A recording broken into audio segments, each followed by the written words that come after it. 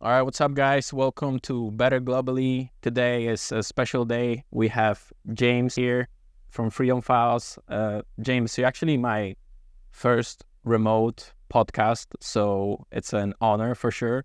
And also my first person that I got from Twitter.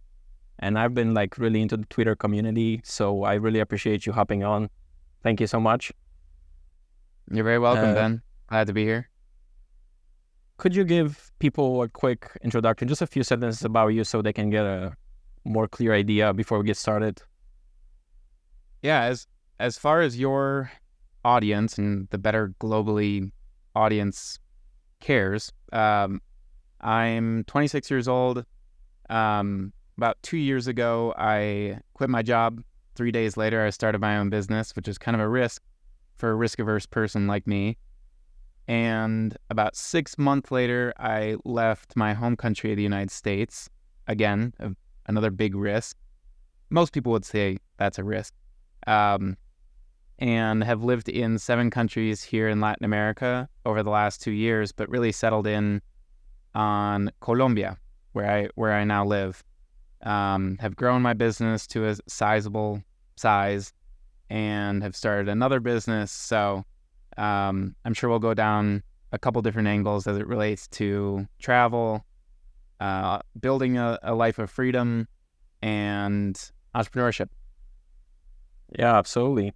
So my first question is like, since you said that you have been historically a risk-averse person, like what really changed your mindset in terms of taking a risk? Because like if you were risk-averse and then you just like said, fuck it, I'm quitting my job, moving to Colombia, that's a pretty big move. Yeah, and I've talked about this pretty publicly. It's really the first step in the process that I try to teach people in order to get closer to their dream life, their free life. And that was a little bit more than 2 years ago now. I wrote my obituary. And to most people, that sounds like a super morbid exercise to imagine yourself on your deathbed, having to write your own obituary, and what that life looked like.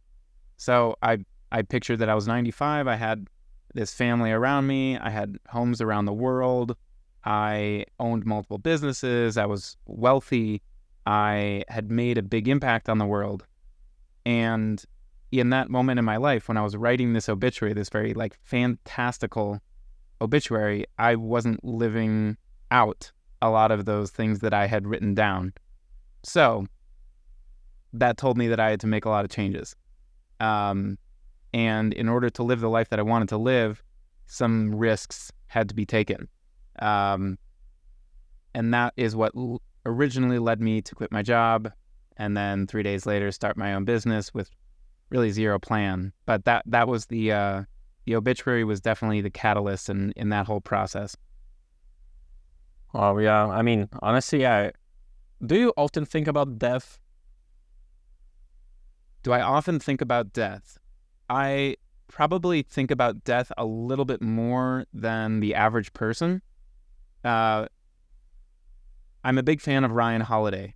And if you know who Ryan Holiday is, he's a prolific marketer. He's a prolific author. And he founded many businesses, but probably the most famous one around Stoicism. And his book, The Daily Stoic, really changed my life a few years ago when I first began to imagine my mortality and think about what I want to achieve by the time I die. Like I said, I think about it a little bit more than the average person, but probably not as much as I should. I should think about my mortality every day because then I would take daily risks and I would do a lot harder stuff every single day because what if I pass away the next day? Very true.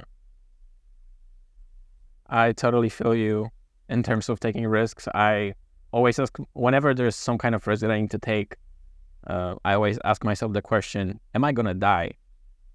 And usually the answer is no. So as long as the answer is no, I know whatever the consequences, whatever is going to happen next, I know I can figure it out. So for anyone listening, ask yourself this question. You can figure out whatever you want to do. So Yeah, and Ben, if I can step in there and add another question to ask yourself, that would be, what is the worst that could happen? Go on. For example, a lot of people get tripped up when starting their own business, or applying to that job that scares them a little bit, or talking to that girl at the bar who seems a little bit out of their league. All those things. What happens if you fail? Really nothing. Yeah. So it mitigates the risk in your mind, and therefore allows you to take bigger risks because you imagine the result. Yeah, absolutely. So actually, I wanted to tell you, I heard that you went to Miami University in Ohio. So I guess we have some commonalities. I mean, I didn't go there. However, my fraternity, Phi Delta Theta, was founded there. So I know a little bit about Miami University. And now I want to ask you about, you said that you lived in North Dakota for most of your life, and now you live in Colombia, you traveled Latin America. And I'm wondering, was there a person or a specific event that really opened up your eyes to the world, and that there's something more? Because I would think that if you live in North Dakota, people usually are not so open-minded. They don't really think about going to Latin America, make such a big move. They're more like conservative in their views. So was there like a person or an event that opened your eyes for that? That's a really good question, and people don't usually relate those two things. I did grow up in North Dakota. However, I wasn't from there. I was born in Wisconsin, grew up in North Dakota, which, you're right, it's a little bit more conservative.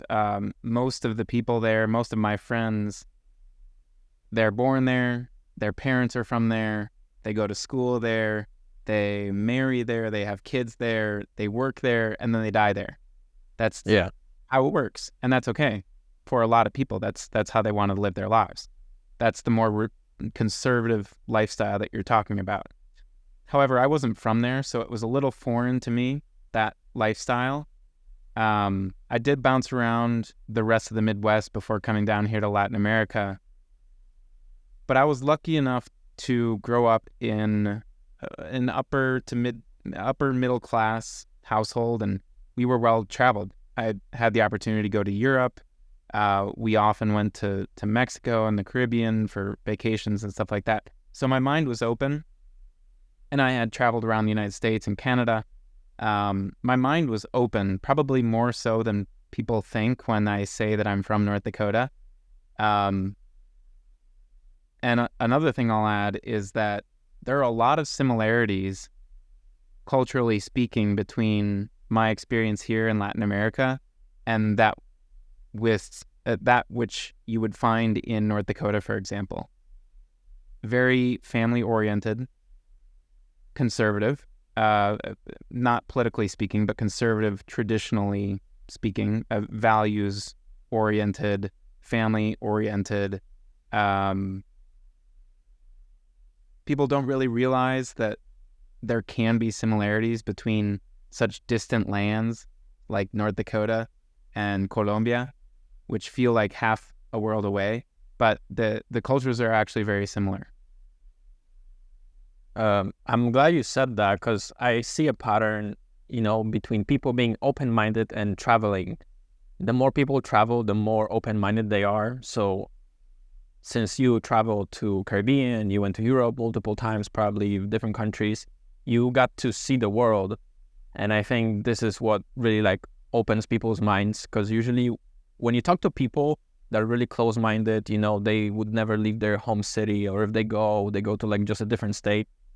That's what happens, because they never traveled outside of their area, let's say. That's why they're so much in their comfort zone, which is also if this is the way you want to live your life, absolutely. But not everybody's made for that. Yeah, exactly.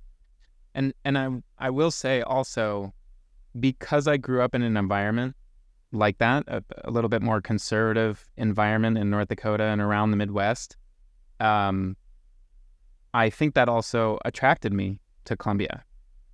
For example, here, I find it really important that I'm around people who say hi to me on the sidewalk.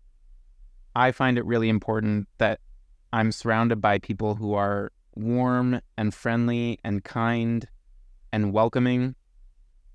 Compare that to another Latin city like Buenos Aires, Argentina, where the people are much colder. They have a heavy European influence. It's very Italian there. So you would think that would be a little bit warmer, but it's not. At least in my experience in Latin America, the people in Colombia are the warmest, kindest, friendliest people. And I think because I grew up in the Midwest, that really appeals to me. That really is attractive to me. So I might explain a little bit why I found myself so welcome here in Colombia. Yeah, absolutely. I actually had a pleasure to visit Colombia as well. I went to Cartagena, and based on what I've heard, this wasn't your favorite city. Not the best experience. I mean, listen, I want to explore more of Colombia. It's such a beautiful country. The first time I got there, I totally agree with you. People are just so welcoming, and just in general, like you get there and you just feel this like positive energy radiating from people, and it's just so welcoming. I loved it there. I definitely plan on going back. It's beautiful. So tell me, in your interview with Francisco, you were touching on the topic of happiness. So you said that there's a difference between being happy and being content. Could you elaborate on that a little bit more? Yeah, I think that's a really important distinction that a lot of people don't make. When I wrote my obituary, and that's the reason that came up in the interview, I was content. I had, by any stretch of the imagination, by any measures, societal measures, I had a good job. I had good benefits. I had a great boss who was almost like a father figure to me. I had a very supportive community around me, a network of really, really good friends, a great social life, and a good business network. But that was it. I knew that there was always more. I knew that I had always wanted to explore the world. I knew that I had always wanted to build my own business. And if I were successful in those things, those would have made me beyond happy. And I hadn't had the opportunity, I hadn't tested myself enough to see whether those are real possibilities. So that's why I say that I was content versus happy. And in that interview, actually, I had actually rewind a little bit before this. I had the opportunity to meet Francisco in person in South Florida before we got on the podcast. And something that he shared to me really stuck with me.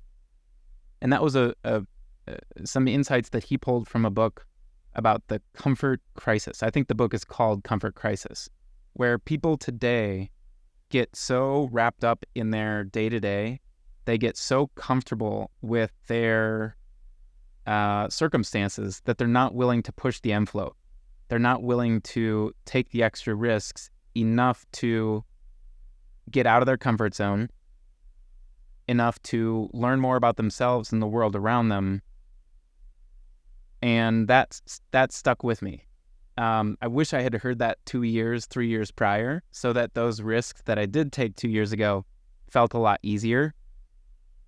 But I think that's true. I think a lot of young people, you and I included, Ben, and older people as well, were comfortable.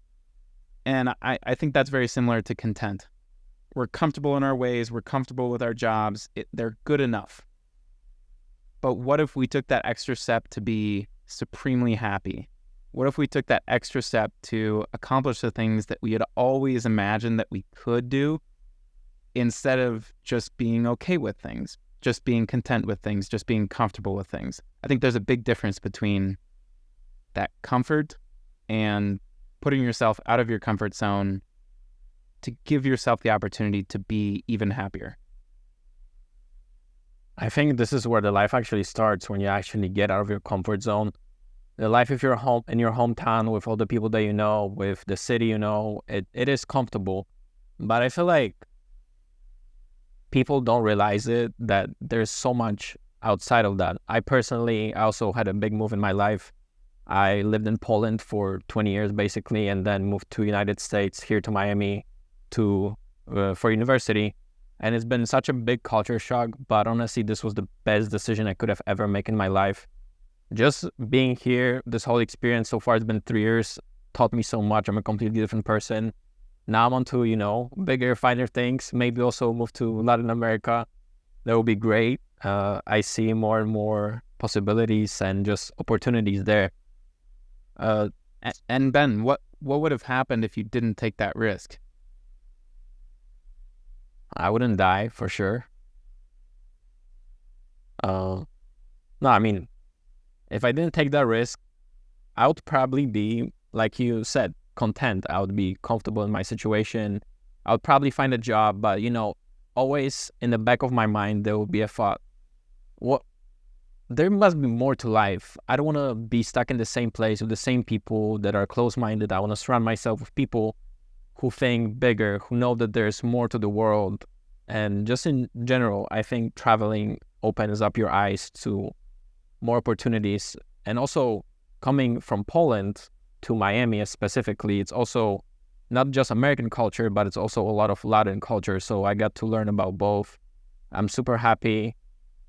It's just the Latin culture taught me to explore more, because there's so much more to the world in general.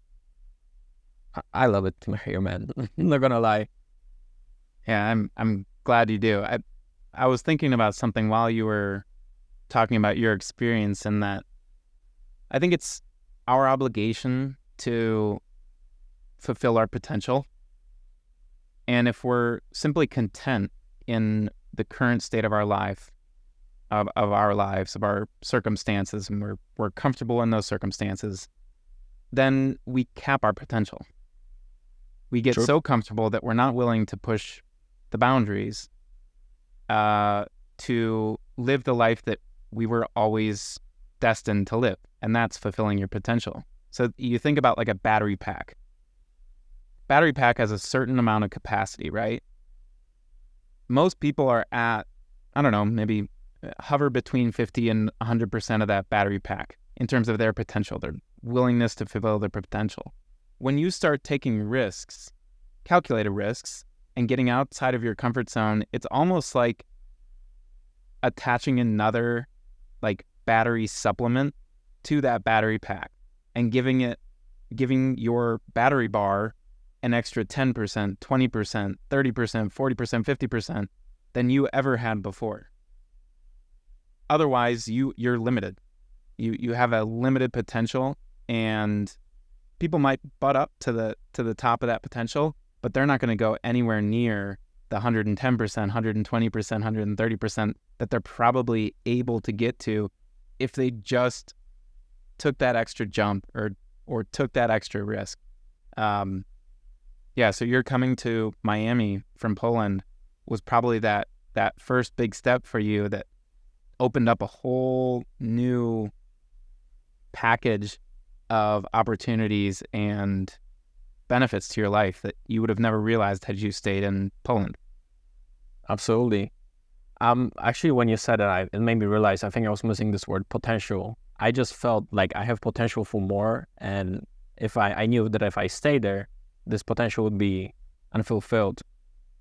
Also, going back to transitioning between countries, I personally, when I was moving to States, my mom, every time we talked about this whole thing, she was crying every single time. Oh, you're gonna leave me here, you're gonna be there by yourself. I honestly wasn't worried until I moved there. How was your experience in that? Were you stressed about moving? What did your parents think? Were you scared? What did you feel in that moment? You're bringing me back. I have not lived at home since I was 18, like many Americans have not.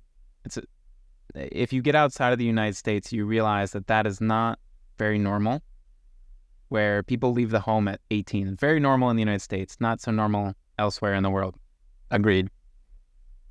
I am extremely close with my mom and I'm extremely close with my dad. We're lucky to have the relationship that we do have, given that I have not lived with them since I was 18. When I made the leap to Latin America when I was 24, so 6 years after that, it was celebrated that I was, like I said, going out on a limb to go and live my dreams. I had always wanted to explore the world. I didn't get to do that during college. I didn't get to do that in like a gap year or gap summer after graduating college. I had always wanted to do that, and I had always wanted to start my own business, and I was doing both of those things at the same time.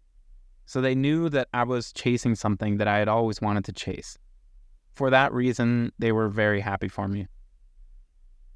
I think it was difficult for a lot of my relatives outside of my mom and dad and my brothers to believe that I would be as happy there as I was in the United States. Just because some of that stuff that you mentioned before, maybe closed-mindedness, I wouldn't say that. They just didn't know. They just didn't. The uncertainty can be anxiety promoting. That's not the right word, but anxiety increasing. And I totally believe that. I understand where that came from. For example, my grandpa used to be so worried that he would call me just out of nowhere and say, "Are you sure you want to do this? Are you going to be safe there? Do you know anybody there? What kind of precautions are you taking?" All these kinds of different questions. And bless his heart, I loved him for that because he was caring about me and he was loving me. It was just about believing in myself. And as long as people saw that in me, they were excited for me and they were happy for me. So I didn't have any issues with that with my family. They knew that I was on my journey. Did they think that you're going to come back? And come back in a sense of, I'm going to go live there for a bit and then come back to North Dakota, Wisconsin, wherever it could be? I thought I was going to come back. Oh, it was going to be even bigger surprise. It was going to be a 3-month trip for me to Colombia, Costa Rica, and Panama, and then back to Indianapolis to find a new lease because I was between leases. And 2 years later, I'm still here, and I don't really have any plans to go back to the United States for now. Sure, that might change in the future, but right now I am just loving life here in Latin America. You were mentioning that one of the biggest reasons that you stayed in Colombia and then you decided to just, fuck it, I'm canceling my tickets. I'm not going to Costa Rica, Panama, where we had the tickets booked, and you stayed, was your girlfriend. Was she like the main anchor, or what else influenced your decision to stay and just not go back? She was the main anchor. Yeah, she was the reason I stayed here in Colombia. Because of visa issues, I eventually did have to leave Colombia. And that's when I really began to explore a lot more in Latin America. I lived in 6 other countries in Central and South America: Costa Rica, Panama, Ecuador, Peru, Argentina, Uruguay. And I liked each of them, but obviously I have a life now here in Colombia. But apart from her, I love the entrepreneurial community here in Medellin. There are tons of expats, tons of nomads that come through here. More important to me is the expat community that is permanently here. There are so many different entrepreneurs and inspiring people that the business community really pulls me and attracts me. Apart from that, like I said, the people are so friendly, so welcoming, so kind and warm. I just love the culture here. I love it. I can definitely relate. Like I said in the beginning, just when you get to Colombia, you just feel it like in the air. I don't know what is it, but there's just this energy that is so attractive, so welcoming. And, even though you may be from the other side of the world, it feels so positive there. I wanted Yep, to I would ask echo that. you, yeah, where do you think you would be if you didn't make this move? I would not be still in Indianapolis. I know that. I would probably be somewhere in the United States, like Austin, Texas, or Raleigh, North Carolina. Those would probably be my top two cities in the U.S. Um, although over the last 2 years, my mind has changed in a lot of ways. I really prioritize like walkability, green environment. I need to be around trees. I need to be around nature. So for those reasons, I think Austin, Texas would be a awesome spot. Raleigh would also be a good spot. I'm not sure outside of those two where I would be. I totally feel you. I've been considering it myself a lot lately because Miami is not a very walkable city, which is very annoying. Back in Poland, in my city called Wrocław, you don't need a car. There's a public transit everywhere. There are bus stops everywhere. So you can walk, take a public transit, and it's still good. Here, you cannot take a public transit, which is very, very annoying. And, being stuck in traffic and everything. I'll definitely consider that when I'll be picking my next location, when I'm planning on living in the future. So tell me, what have you learned about yourself from this journey so far? Oh man. I didn't realize how important freedom was to me. I mean, I quit my job to control more in my life. I wanted more control over when I worked, how I worked, where I worked, all of that kind of stuff. But I didn't realize how important time was. And I'm learning that as I build a couple different businesses. I realized that instead of trading time for money, you want to build products that you can then sell in perpetuity. That's a really, really important learning for entrepreneurs. And I'm going through that process right now where I'm transitioning from a phase of my businesses where everything that I do requires my time and energy, versus I want to get to a place where I can build this product one time and then just sell that into perpetuity. And that doesn't require my time and energy as much. So leverage is a big deal when you're talking about entrepreneurship. And getting the most money out of your time is something that I'm still getting used to. But that's so critical to freedom. And I didn't realize that 2 years ago. I thought once I quit my job, I'm free. The handcuffs are gone and I can make as much money as I want and I can work wherever I want. But that's not freedom. Once you have that money, great. But if you're not able to spend your time and your money how you want to, and you have the time to spend with your loved ones and your family and doing really cool shit, then it doesn't matter. Then that money doesn't matter. So like I said, that's been a really big learning that I'm still kind of transitioning through. How did you get started in like online business space? How did you get into it? How did you like even discover that there is this idea of making money online, working remotely, laptop lifestyle?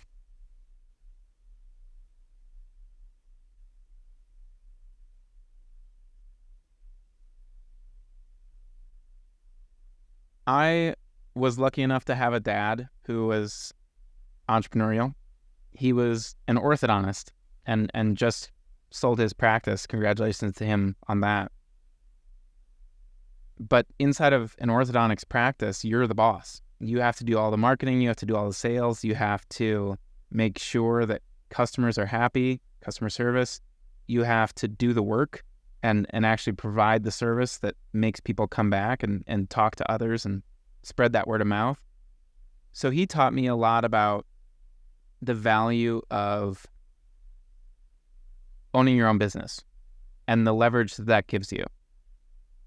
However, I didn't learn from him the online side of it, right? Because he was in person. He was giving those services to people in person. Something kind of tough to do digitally. I don't think you can install braces over the internet. Maybe soon at one point. Yeah, maybe. He brought me to, actually, you know what? Check out Invisalign. I don't know if that would qualify as over the internet, but it's a little bit different than traditional braces. Anyway, he brought me to a few conferences when I was in college that really opened my eyes to the world of creatorship. And to most people, that means nothing. But to me, it showed me that making money online was possible. If you could show people what you know, if you could teach people what you know and have them be better people because of it, if you could educate people and provide value over the internet and leverage the internet as a way to multiply your time, then you could make a living on the internet. And that to me was mind-blowing. I didn't know that that was possible. I didn't know that you could write a blog and make money on that. I didn't know you could send an email and make money on that. I didn't know you could make a YouTube video or a digital course or a PDF and make money off of that. Those were mind-blowing things for me. And I went to a conference with him by ConvertKit called Craft and Commerce in Idaho when I was probably the youngest one there. I was probably 18, 17, maybe 19. And that opened me to a whole new world of possibilities where I could work wherever I want, however I want, for money. And when I quit my job in 2021, that was the very beginning of my transformation to a creator. I wanted to build my own business and do that well enough so that 2 years later, I didn't think about it in the moment, but now I'm thinking about it, teach people how to do that and teach people how to quit their job, teach people how to grow a business, start a business from nothing and then grow that business, then travel the world. So now that this is my second business where I teach people about all those things over the internet. So it was really my dad that was the source of that inspiration. Even though he didn't work in that world, I think he always wished that he had that opportunity when he was younger to use the internet as leverage because he couldn't do that in orthodontics. Yeah, I think it's so important to always have some kind of, or maybe not important, but like if you have it, you're so lucky to have like an influence of someone. I'm sure maybe your dad wasn't in the online space, but again, he opened up your mind to an idea. I can have my own business. And then since you are younger, you're more into like the technological side, you figured out, oh wait, I can have a business, but like do it online. So you definitely have been lucky with that. Congratulations to your dad on selling the practice. So with that being said, I found you on Twitter. I've been following your content for a while. You know, anytime I see your content, it's always just makes me smile because I see you being like so happy. You tell your whole story of how how this transition happened and just basically how happy you are living in Colombia. So tell me about how did you get started on Twitter and like why Twitter? Why, for example, not Instagram or TikTok or anything else? First of all, I'll pass that congratulations on to my dad. Thank you, Ben. That was nice of you. Second of all, I'm a writer. I think I'm a natural born writer. I wouldn't say I'm good at writing, but I like writing. And because of that, I call myself a writer.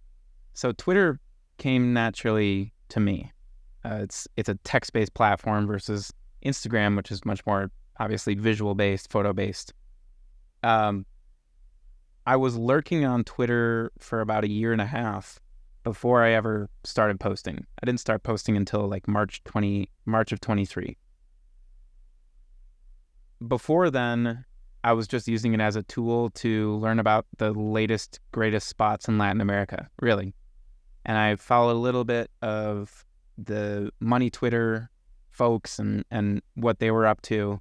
but didn't use it too much to my advantage. I was a consumer on the platform. Then in March of 23, I switched that mindset to much more of a producer and said, I'm on this platform. Maybe I spend 30 minutes a day on this platform. Why don't I start helping people and using that 30 minutes productively to meet other people, to help people do some of the stuff that I've done over the last years.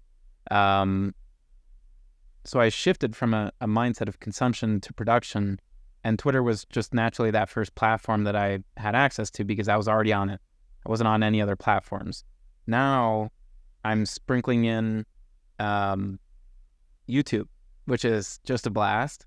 I love video, and I think my journey, like you said, I like to be really authentic and open about my journey because I think it helps people more so than if I were anonymous.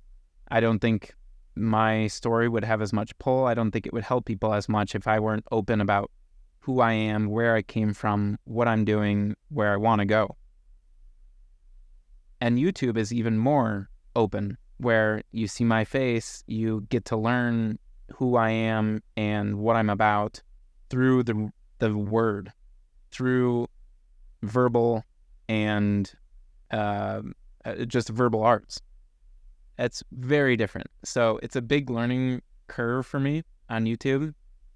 I'm not interested in Instagram. I'm not really interested in LinkedIn. Twitter and YouTube are the platforms for me right now.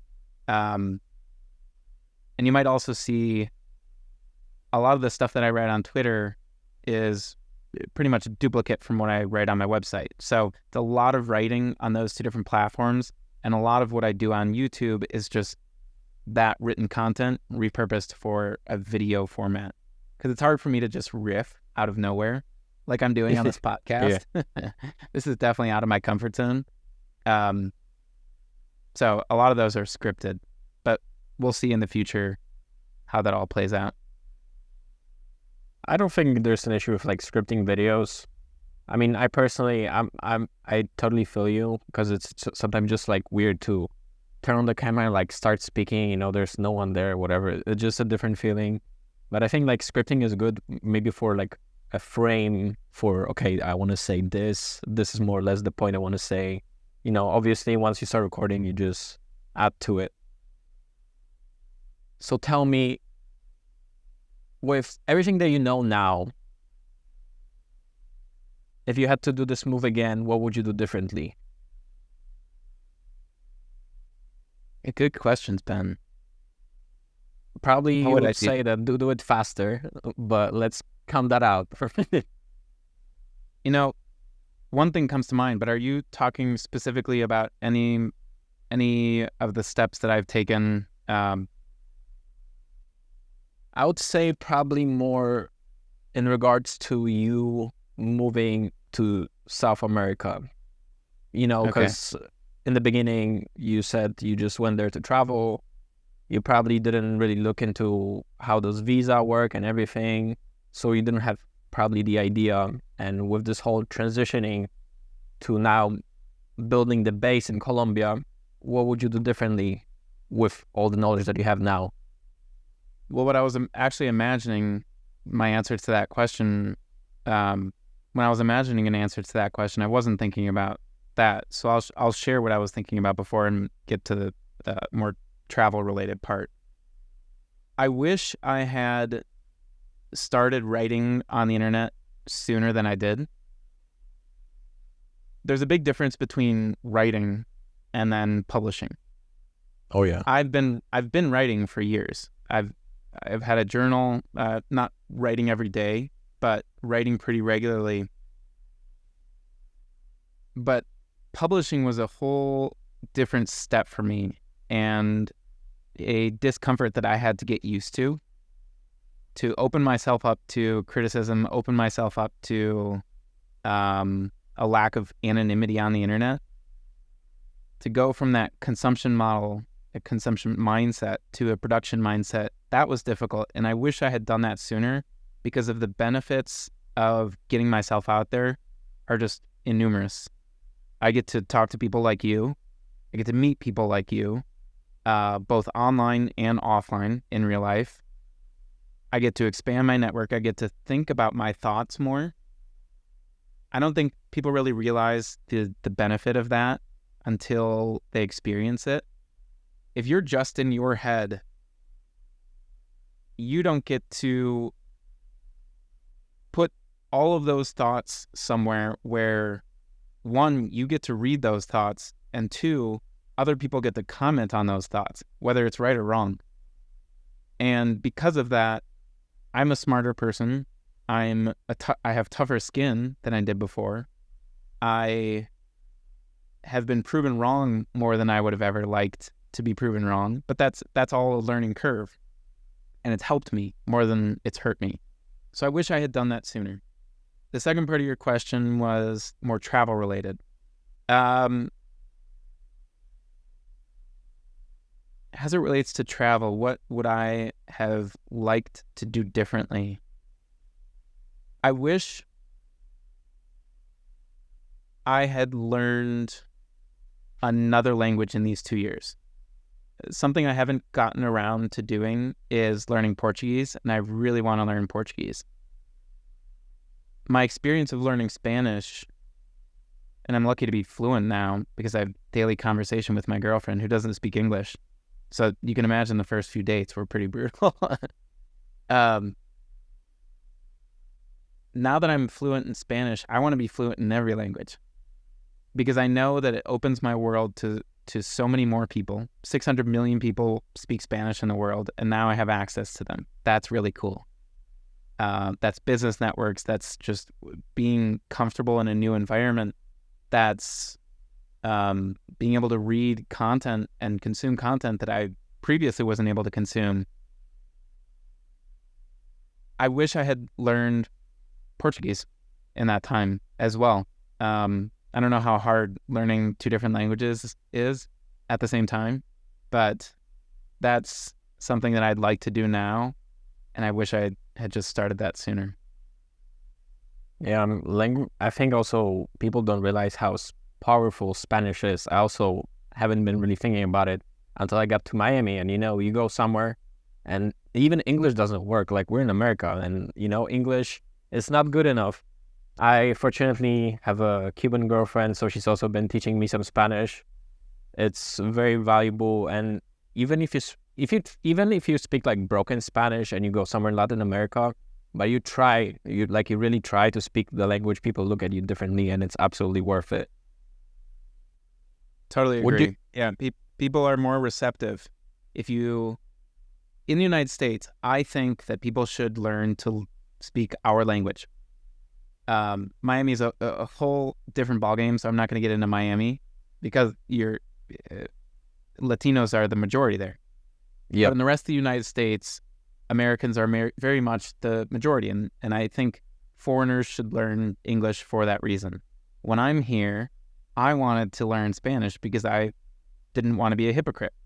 I wanted to not be that typical American gringo that comes down to Latin America to live and not learn the language. That to me feels very hypocritical, very superior. Like I'm better than you. I don't need to learn your language. I can get around without learning a language. So it was a very big priority for me. I'm glad you touched on your Miami experience because that's very different from the rest of the United States. Yeah, it was a big shock. Like, I thought I'm coming to United States, so it's all going to be English. But like I mentioned before, also the culture here is just so different. But honestly, I love it. It's like the best of both worlds. One bad thing I would say is I'm addicted to Cuban coffee now. It's really, I cannot do a day without it. Now you got to try Colombian coffee. Bro, I mean, I tried and I just didn't like it that much. I think Cuban coffee is superior. Fair enough.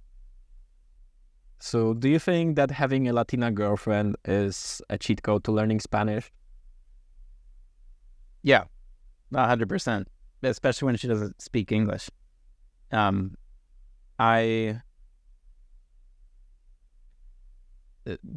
small hacks like Duolingo, like changing your phone language to Spanish, like watching YouTube and Netflix and all other kinds of content in Spanish, downloading podcasts in Spanish, they have very diminishing returns. So you'll get to about a 20% learning capacity from those little small hacks, but nothing will get you more fluent faster than daily conversation, one, and two, full immersion. I'm lucky to have both of those things with really easy access. One, I have a girlfriend who doesn't speak English, so I had to learn Spanish. That's daily conversation right there. Two, I live in a place where I can't speak my first language. People don't speak English here. So I'm thrust into this society where my life is better if I learn this other language. So I had to for those two different reasons. And that forcing function, that really helps. Sure, a Latina girlfriend really helps, but also thrusting yourself into a society where you have to learn, that really, really helps as well. The small hacks help a little bit, but you're just not going to get to a conversational or fluent status by using them. I know we're running short on time, so I have two more questions. So in your podcast with Francisco from Ages of Innovation, you guys were talking about treating countries as corporations, and that basically having like your passport and being a citizen is like just being a member, and taxes are kind of like membership fees. Can you elaborate on that a little bit? I think it's a very interesting concept, and I really haven't thought about it that way. I think what I want you to like maybe talk about is like, that people are not only limited to being the citizen of one country. So if, for example, if they don't like the laws or whatever, they can always go somewhere else. They can become a member in a different country. Yeah, I recently dropped a podcast, a YouTube video on what exactly a nationality stack is, and that's what I'll get into in a second. But if you want like a full dive, you can go check that out on my YouTube channel. But what Francisco and I were talking about is The Sovereign Individual, which is a book written back in the 90s, an extremely prophetic book. Not pathetic, prophetic, meaning they predicted things that no one could have ever predicted in 1997 or whenever that book was written in the 90s. 99. Ended up I actually got this book after this interview. Really? Yeah. And a lot of their predictions ended up becoming true. For example, cryptocurrency. Nobody would have, that was such a far-fetched concept in the 90s that we would use the internet to build blockchains and a new form of money that would be separate from these governments that they posited were manipulating our money sources and our monetary assets. That's just one example of one of the many predictions that they made that ended up becoming true. In that book, they talk about treating countries as companies, as corporations, and explaining that because we pay taxes, we're like customers to them. That without customers, without tax-paying citizens, countries can't operate, right? So very much like what you were talking about, like a country club, we are paying members of that country club. And if we don't want the benefits from this country club or that company, that corporation, go find another. Renouncing is very difficult, so that there's a little disconnect there, especially if you're a U.S. citizen. But every company, every country in the world has its features, has its characteristics that you're able to choose from. Where are you happiest? Where are you wealthiest? Where do you feel freest? Those are the things that really matter. And if you're willing to pay the taxes in another jurisdiction, another country, then why not make that leap? In my video where I talk about building a nationality stack, I talk about how we should compare countries to items at the grocery store.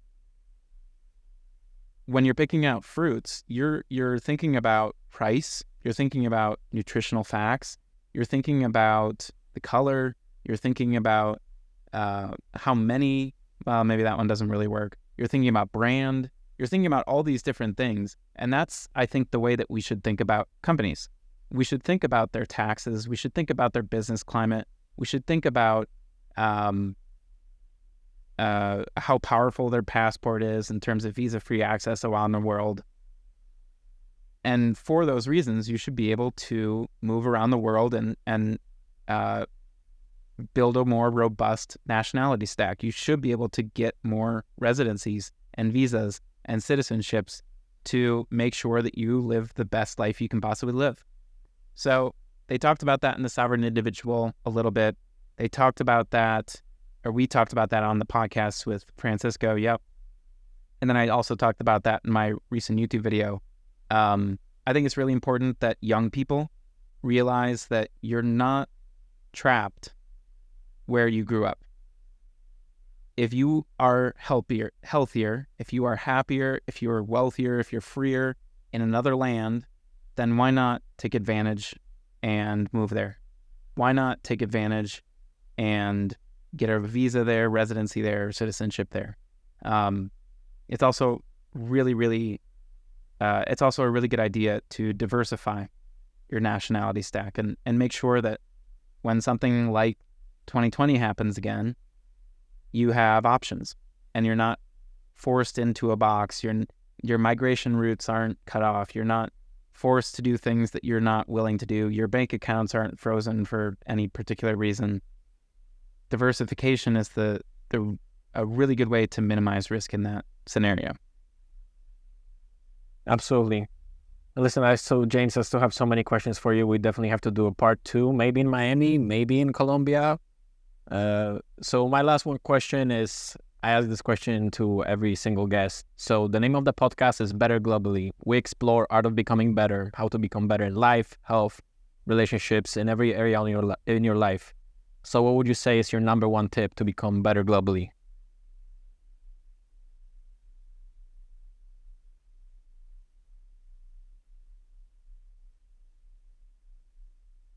My number one tip to become better globally would be to explore life outside of your home country